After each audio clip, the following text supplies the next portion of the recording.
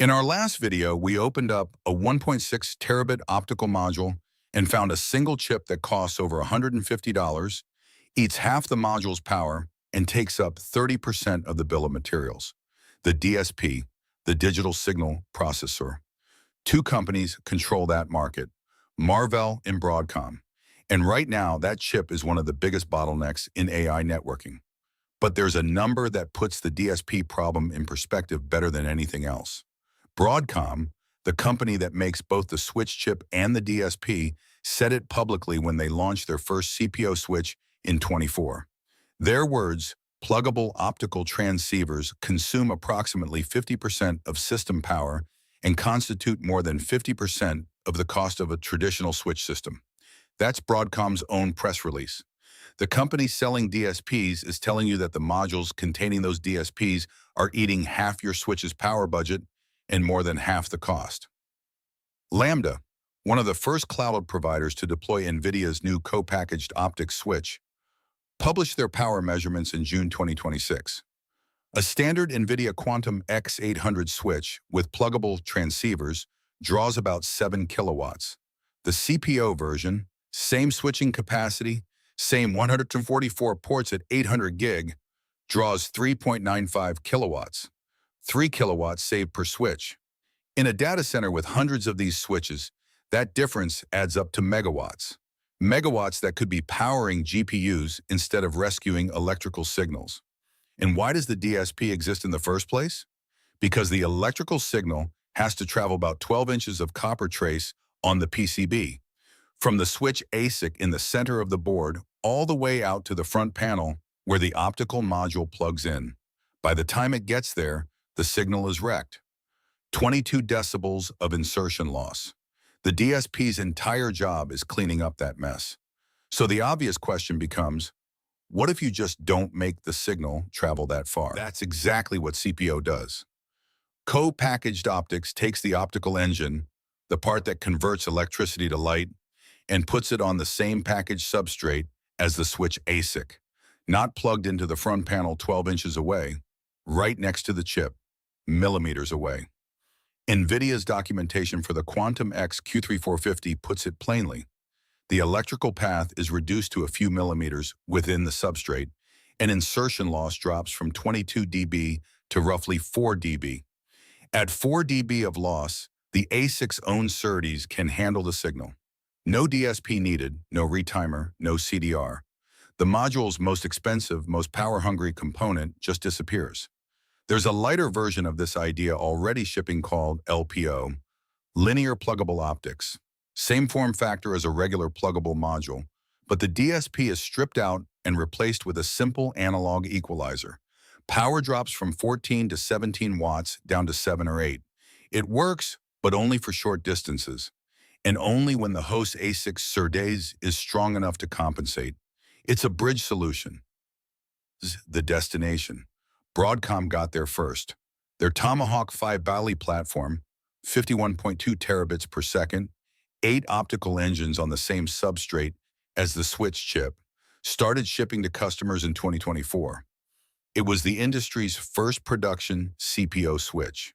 The second generation Tomahawk 6 Davison doubles that to 102.4 terabits with 16 optical engines running at 200 gig per lane. Both platforms use TSMC's Coupe Silicon Photonics integration. Broadcom claims 70% lower optical interconnect power compared to pluggable modules, more than 3.5 times more efficient. Nvidia followed with its own CPO switches. The Quantum X Q3450 for InfiniBand, 144 ports at 800 gig, liquid-cooled, with 18 external laser source module Tomahawks that can be swapped without touching the switch package, and the Spectrum X Ethernet Photonics line for scale-out AI networks, with configurations up to 409.6 terabits per second. Nvidia claims 5 times better power efficiency and 10 times better resiliency compared to pluggable transceivers. Both companies use TSMC's Coupe platform for their optical engines, a stack of an electronic chip bonded directly on top of a photonic chip using advanced hybrid bonding. The laser stays external and field replaceable, Everything else is sealed inside the package. One detail worth noting, the front panel of a CPO switch looks completely different. No rows of OSFP cages. Instead, you get fiber array connectors going directly into the package and a row of small, swappable laser modules.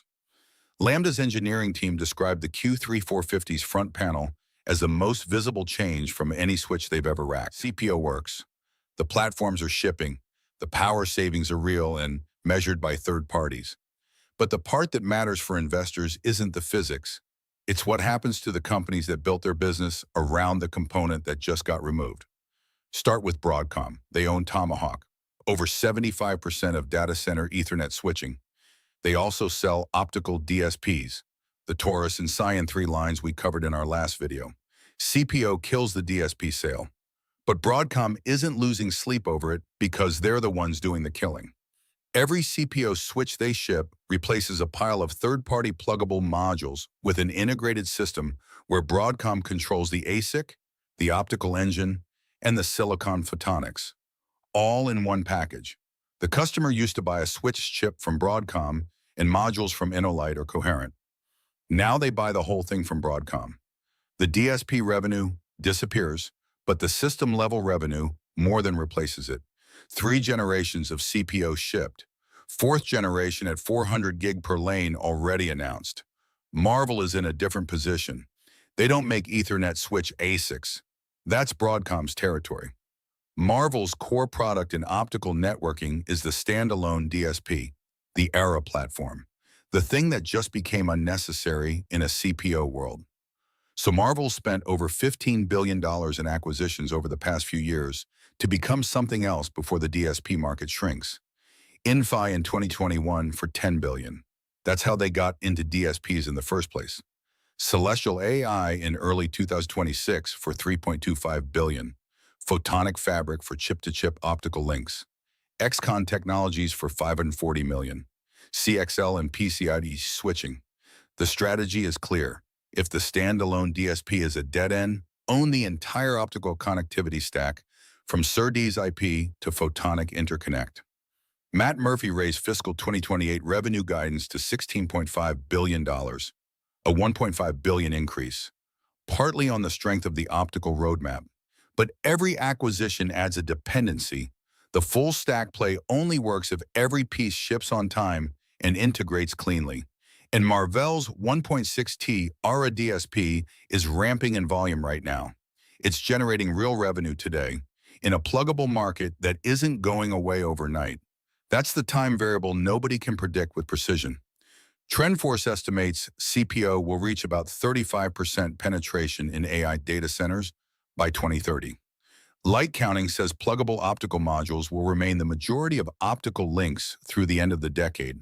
The transition is real, but it's not a cliff. It's a slope. Broadcom is betting that owning the slope gives them pricing power at every stage. Marvell is betting they can build a new business before the old one shrinks. Both bets depend on how steep that slope turns out to be. And that depends on something neither company fully controls: how fast the hyperscalers decide they're comfortable with the trade-off.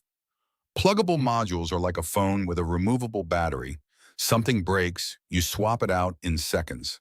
CPO is like a sealed phone, thinner, more efficient, better in every spec. But when something fails, you're not replacing a part. You might be replacing the whole board. That's the decision every cloud operator is weighing right now. And the answer will decide how steep the slope turns out to be.